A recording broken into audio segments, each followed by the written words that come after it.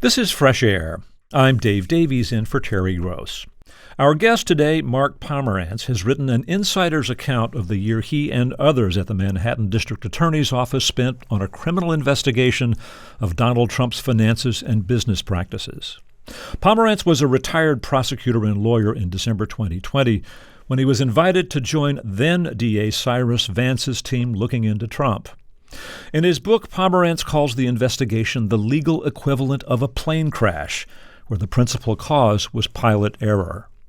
At the end of 2021, as District Attorney Vance approached retirement, Pomerantz felt the team had sufficient evidence to file felony charges against Trump. But the newly elected District Attorney Alvin Bragg wasn't ready to proceed with charges, so Pomerantz and another senior attorney resigned. Their departures made news, and Pomerantz wrote in his resignation letter that not bringing a case against Trump was a grave failure of justice. His new book is a fascinating look at Trump's financial manipulations and the hush money payment to adult film star Stormy Daniels, and prosecutors' consideration of whether they amounted to crimes provable in court. Pomerantz's book has generated controversy. District Attorney Bragg has said that Pomerantz violated his obligation not to disclose information about the investigation without written permission, and Bragg implied that the book has damaged the ongoing investigation. Meanwhile, it's been reported that the DA's office has recently been presenting evidence to a grand jury about the Stormy Daniels payment, indicating that the office may now be considering criminal charges against Trump. Mark Pomerantz's legal career includes a clerkship at the United States Supreme Court, stints as prosecutor and as chief of the criminal division of the U.S. Attorney's Office for the Southern District of New York, and many years of criminal defense work. His new book is People versus Donald Trump, an inside account. Mark Pomerantz, welcome to Fresh Air. Thank you so much. I'm glad to be here. All right, so let's talk about the evidence that you looked at and how you considered whether to proceed with charges. You know, not everything that is shady or dishonest is a crime. And a lot of what you were doing, you and the others, were looking at Donald Trump's conduct and assessing whether it was a crime, and not just a crime, but a crime that you could charge and win a conviction of. One of the examples that people probably know pretty well is the $130,000 hush money payment made to Stephanie Clifford, the adult film star known as Stormy Daniels. That was paid by Michael Cohen. He was ultimately reimbursed by Trump through payments that were falsely described as, legal fees. Paying hush money itself is not a crime, I learned in your book. That's correct. When you looked at the payments to her, what did you conclude about whether you could charge a criminal offense? Well, when we looked carefully at the details, what we saw was that Cohen, with Trump's blessing, had paid Stormy Daniels out of his own money. Trump agreed to reimburse him, and the mechanics of the reimbursement certainly caught a lot of attention. Cohen submitted phony invoices for, quote, legal services rendered pursuant to a monthly retainer agreement, but there was no monthly retainer agreement. The money wasn't for legal services.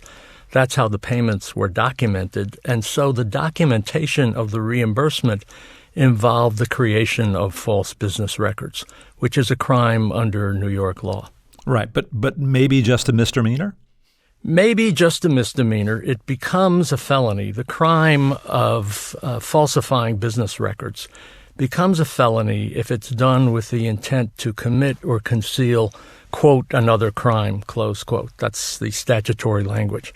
When we looked at that conduct, it was early in the investigation, and we put the charges to one side until we could do more work to investigate more serious, long-standing, and substantial crimes, and that brought us to a study of Donald Trump's financial statements. Right. So you did spend a lot of time on financial statements of the many, many businesses that were a part of the Trump organization. And it's interesting to me that you ended up doing a lot of the scut work. I mean, you spent hours and hours at home. A lot of this was during the pandemic, going over these detailed financial records, the kind of thing that you would think might be assigned to, maybe a junior partner at a firm or a paralegal. Why did you, this senior attorney, take that on? I found myself asking myself that question, but it had to be done. I thought it was important. I thought it was essential, no matter who did the work in the first instance, that I had to understand the details. And as I got into it, I just kept being drawn further into it. I spent hours and hours and hours studying the financial statements, the accounting records and backup for the valuations that were reflected on the financial statements. And every time I spent an hour looking at that, more things would emerge. Right. And just to get a sense of the scale of the challenge here, I mean, these are statements of financial condition for each of, scores of different entities that the Trump organization owns. There's one every year, and in addition to the statements themselves, you had other material to look at, including stuff developed by, I guess, the state attorney general's office. So there was a lot to check to look at what these things amounted to. You would say at the end of the book that when others were reluctant to proceed with charges against Trump, they hadn't gone through this process. They didn't see, what was really at work here. It took time to get into it and grasp the import of it. Let's take an example or two of these statements and what they told us about Trump's practices. You want to pick one? Yeah. One pretty straightforward example has to do with the triplex penthouse apartment that Trump had on the top of Trump Tower on Fifth Avenue in Manhattan. In the years 2015 and 2016, the value he assigned to that apartment for financial statement purposes was $327 million. And he reached that, among other things, by saying, well, this apartment contains 30,000 square feet. And let's put aside for the moment the price per square foot that was used, although that was inflated as well. But the notion that the apartment should be valued on the basis that it contains 30,000 square feet fell apart when it became clear the apartment doesn't have 30,000 square feet. It has 11,000 square feet. So for financial statement purposes, the value of the apartment was tripled by simply saying it had 30,000 square feet when it didn't. The value of the apartment was vastly overstated. Now, did Trump know that the apartment had only 11,000 square feet and not 30,000 square feet? Was he responsible for telling people that the apartment had 30,000 square feet? Well, we spoke to witnesses who heard him say, in fact, right at this time, that the apartment has 33,000 square feet, even more than the square footage that was used in the financial statements. And if the question is, does Donald Trump know the difference between a 30,000 square foot apartment and an 11,000 square foot apartment, consider the facts that it was his business to buy and sell apartments. He built the building that contained this apartment. He looked after the renovation of this apartment. He has proclaimed himself a real estate guru, and he lived in the apartment. So the notion that it was an innocent, mistaken overstatement is just not one that I think people should accept. All right. And $327 million, that's an awfully big number for any apartment, isn't it?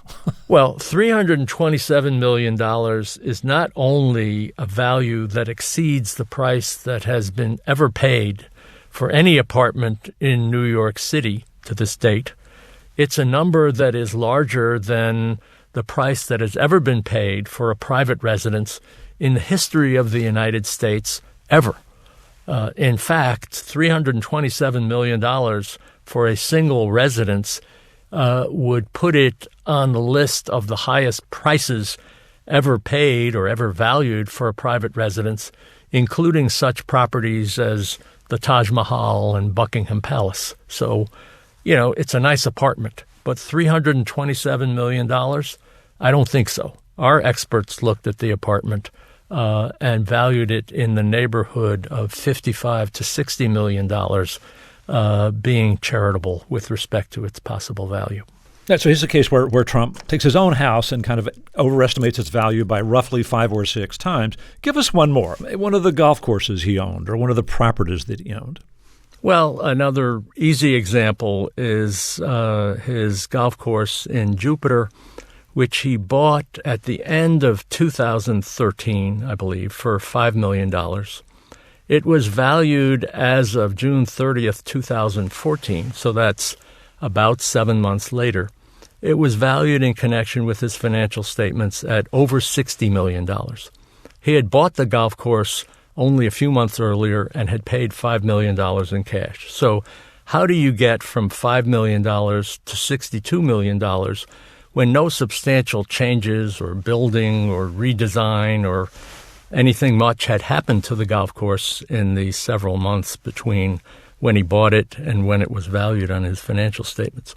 When we looked at the accounting back up in detail, we saw that Trump had, when he bought the property, he had also inherited some liabilities to members. There were circumstances in which he would potentially have to pay back their membership deposits. And there was about $41 million worth of potential refund obligations. And so he added that to the $5 million. But the problem was he had also said in the financial statements that for liability purposes, those liabilities were unlikely to be repaid. There'd always be new members, so they would be valued at zero. Well, he valued them at zero on the liability side, but he valued them at $41 million on the asset side. You can't do that.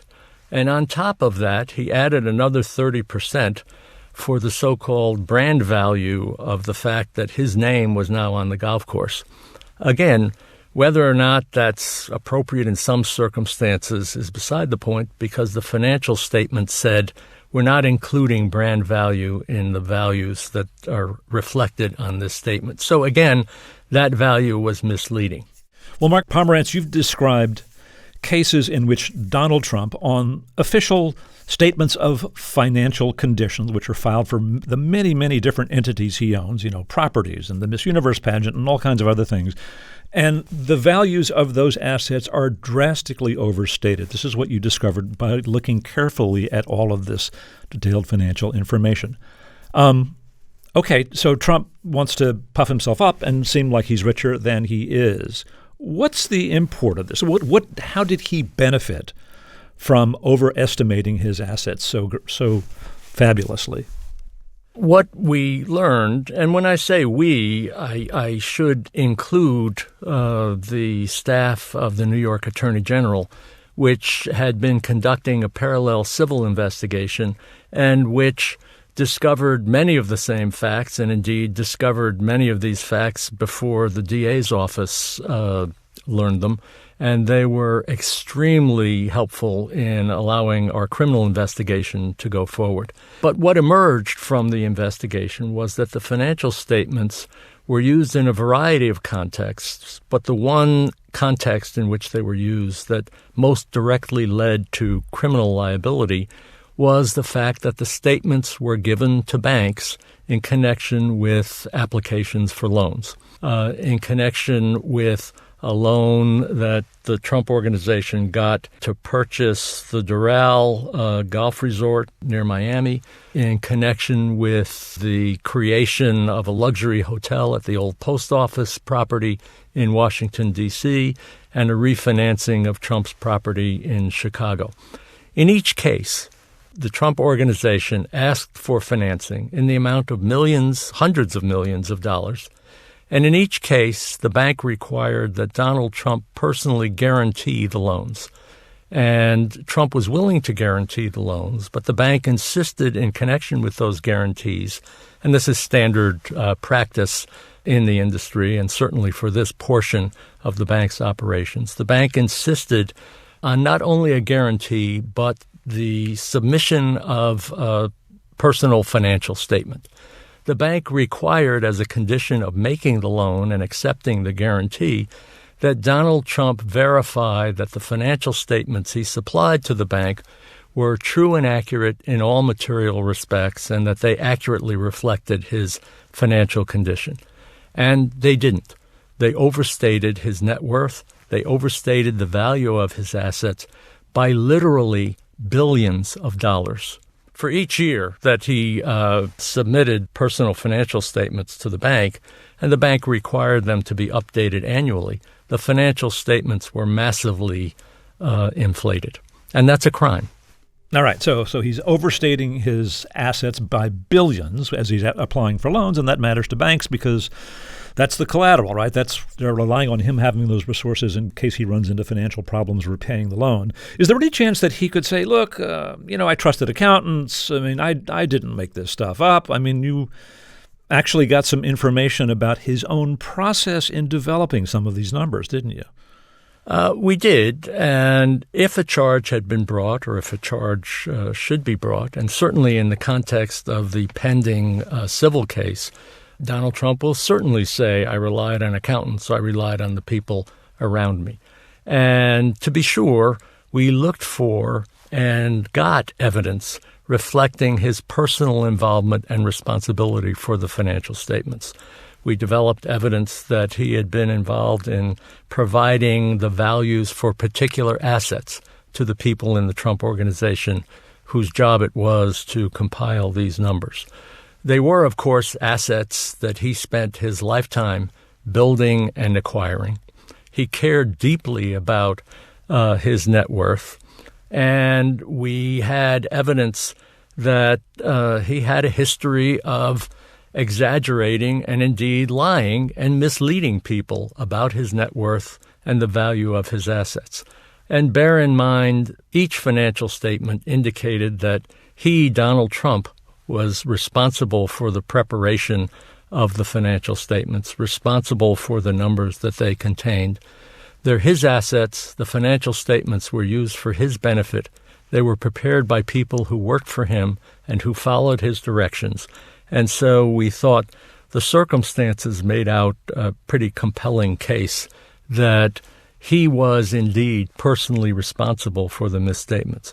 And on top of all the paper and the circumstances and the facts surrounding the valuation of particular properties, Michael Cohen also told us, as he had told Congress some years earlier, that he had been in the room with Donald Trump and with the CFO, Alan Weisselberg, when the financial statements were prepared.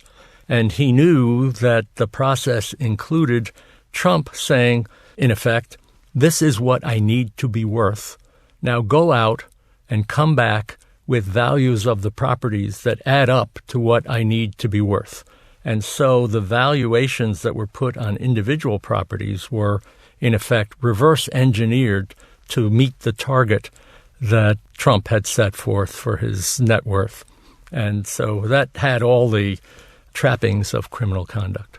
Right. It's clear that there was a financial benefit in getting financing and the rates at which he would get financing if he could claim assets far in excess of his real worth. But this was also a matter of kind of personal pride in, for Trump, wasn't it? I mean, he would talk to journalists about this. You would talk to some journalists in the course of the investigation who discovered that he was overstating what he owned, right? Well, we did. We spoke to several journalists, both a journalist who had dealt with Donald Trump at the relative beginning of Trump's career as a business person, who gave us, among other things, tape recordings of Donald Trump posing as a subordinate in the Trump organization. He called himself John Barron, and he told the analyst on tapes, which we were given, that the value of Trump's assets reached certain amounts. He told the journalist that his father had transferred ownership of certain assets from father to son, which turned out not to be true. We spoke to journalists who had dealt with Trump over the years more recently, who told us, among other things, that Trump had admitted at one point misstating or exaggerating his finances in his financial statements. And at one point, Trump even acknowledged that inflated net worth, high net worth, was, quote, good for financing. So when you put all the proof together, we thought we had a compelling picture of what had happened, and what had happened was criminal conduct. Let's take a break here. I'm going to reintroduce you. We are speaking with Mark Pomerantz. He worked as a special assistant district attorney in Manhattan, investigating Donald Trump's finances and business practices. His new book is People versus Donald Trump, an inside account. He'll be back to talk more after this short break. I'm Dave Davies, and this is Fresh Air. Hi, this is Molly Seavy-Nesper, producer at Fresh Air. And this is Seth Kelly, also a producer at Fresh Air. If you like the Fresh Air podcast, we think there's a pretty good chance that you'll also like the Fresh Air newsletter. It's a weekly newsletter written by us, the people who help make the show. You'll get all the week's interviews and reviews in one place, plus staff recommendations, interviews from the archive, bonus audio, and what's coming up on the show. Imagine an email you enjoy getting. To subscribe, go to whyy.org/fresh air. We're speaking with Mark Pomerantz, a veteran prosecutor and defense attorney who spent a year as a special assistant district attorney in Manhattan, helping lead a criminal investigation of Donald Trump's finances. When the newly elected DA declined to proceed with charges against Trump, Pomerantz and another senior attorney resigned. Pomerantz's new book about the investigation is People versus Donald Trump, an inside account. You felt as you proceeded with this and got so immersed in Donald Trump's, particularly his financial statements, which, dozens, scores of them showed him drastically overstating their value, which he would then use in securing loans. You thought that there was a clear case for felony charges. Others involved in the investigation, particularly some of the career prosecutors in the DA's office, were reluctant, and they raised issues which you acknowledge were real issues, and I thought we'd talk about some of them. One of them is, that in a complicated white-collar case, it's complicated. You can hear that from our conversation. It's a little complicated, and it's helpful to have a narrator for the jury. In this case, it probably would have been Michael Cohen, Trump's longtime attorney who, eventually pleaded guilty to certain crimes and then turned against Trump. Not the best guy. I mean, you've spent a lot of time both as a defense attorney and a prosecutor dealing with cooperators who had a shady history. You met Michael Cohen. You said he struck you as smart, manipulative, as a somewhat feral creature. Meaning what? Give us your take on Michael Cohen. Well, he is very smart. He is somewhat manipulative.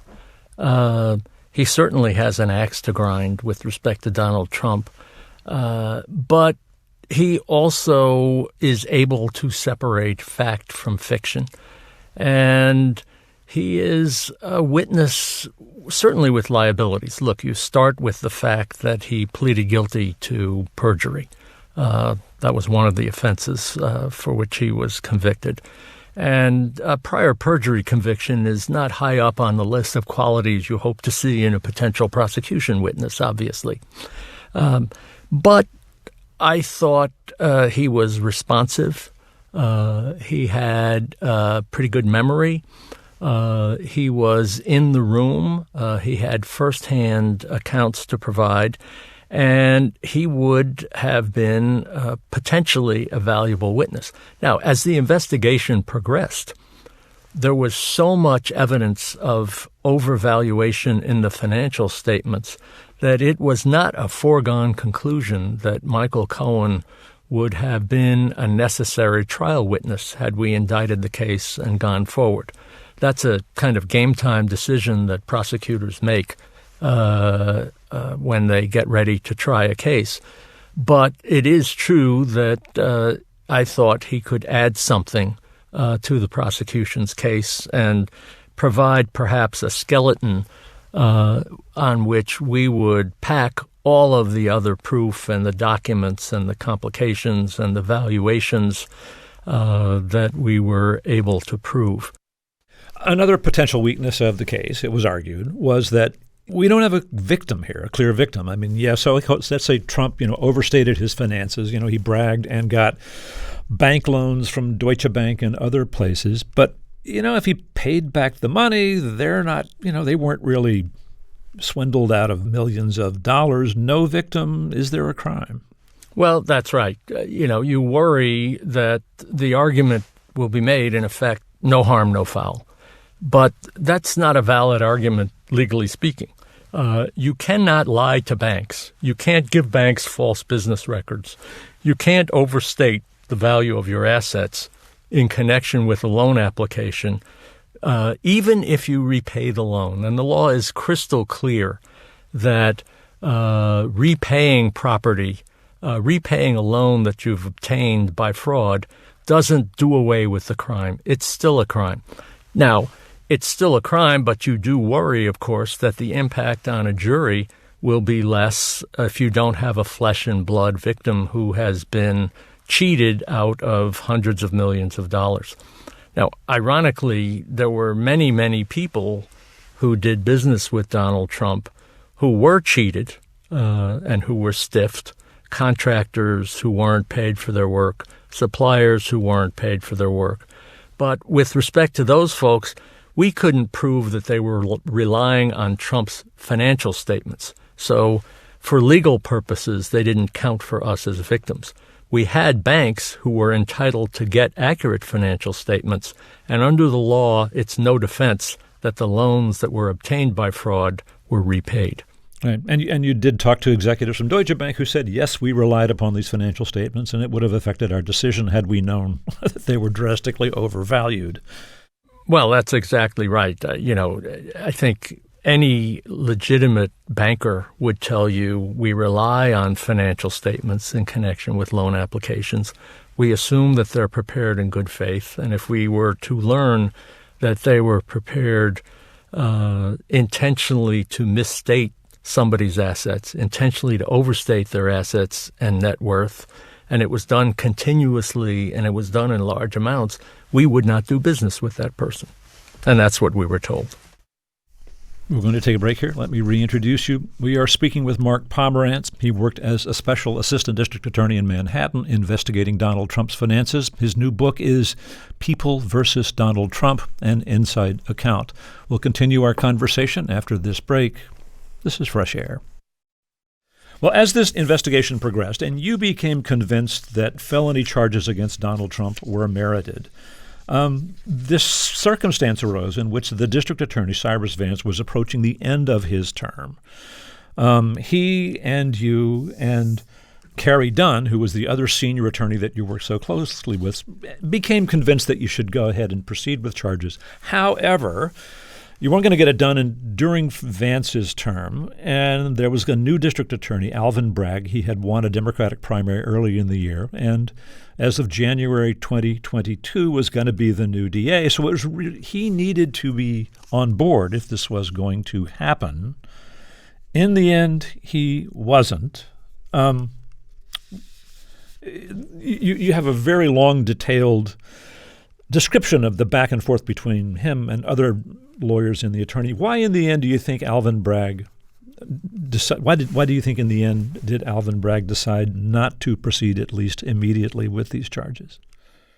Well, that's difficult to say, and I cannot give you an authoritative answer because we did not have a detailed discussion. We did not have a sit-down where Alvin went through his reasons and the process by which he made his decision. So that's a question that I really can't answer. I believe that the concern was with the strength of the case and with the likelihood that we would prevail if we brought it. And look, I am not suggesting to you that there were no legitimate reasons to stand down. People could conclude that bringing the case and losing the case would promote enormous disrespect for the law. But in my judgment, that has to be balanced with promoting disrespect for the law by not bringing the case when the facts warrant prosecution. Here, bringing the case would be construed as a political act no matter what the result was. Not bringing the case is also something that can be viewed through political lenses. So to me, the calculus was clear. The case was justified on the facts. It was justified on the law. We had a reasonable chance to win. The interests of justice factors were compelling. Trump had danced between the raindrops of accountability numerous times to the point that he proclaimed himself virtually invulnerable. You can recall his comment about shooting someone on Fifth Avenue in broad daylight and not losing voters. And in my judgment, it was essential to show that, well, you might not lose voters, but you'll get yourself indicted, at least in Manhattan. But that's not to say that there were not bases for doubt. Now, I myself personally believe that the risk of bringing the case and losing the case was not something that ought lead us to not charge, but I think people can differ about that. As the book was about to be published, Alvin Bragg, the new district attorney, who's been in office for a year now, wrote a letter to your publisher saying that you had an obligation to get written permission from the DA's office, quote, before making any disclosures relating to the existence, nature, or content of any communications or records or documents that relate in any manner to the investigation. Essentially that you violated an agreement in talking about these internal communications, which you do. I mean, you talk about Zoom conversations and emails. What about that? Did you have an obligation to run this by them? Well, I don't think so. What he was citing was a non-disclosure agreement that I signed before I was sworn in as an ADA. And under that non-disclosure agreement, I was precluded from even mentioning the fact that there was an investigation in existence. This related to that period of some few weeks when the then DA, Cy Vance, was getting advice from some outside attorneys, me included. But once I was sworn in, the notion that I couldn't mention the existence of an investigation when I had just been sworn in to do the investigation was silly. It made no sense at all. The non-disclosure agreement wasn't for that purpose. In order to investigate the case, you have to tell people there's an investigation. You're talking with witnesses. You're putting evidence in front of a grand jury, and so on. Well, right, but over your career, you made a habit of not talking to reporters. You really hated leaks in cases that you worked on. And in this case, this is being revealed to the general public, right? That's different from the communications you have in developing a case, isn't it? Of course. And you're right. I did make it a habit, not just in this investigation when I was working as a prosecutor, but throughout my career. I just didn't do many press interviews. I didn't speak to reporters. I didn't leak information. And the reason I wrote the book after everything that happened is that at that point I had a choice. Notwithstanding what had happened in the investigation, we weren't going forward. I had a choice between just keeping mum and letting people speculate about whether we had found evidence, whether we had enough evidence to proceed, what happened, or I could speak out, and I think it was ethical and appropriate and in the public interest to speak out. Now, let's get to a couple of things that are news.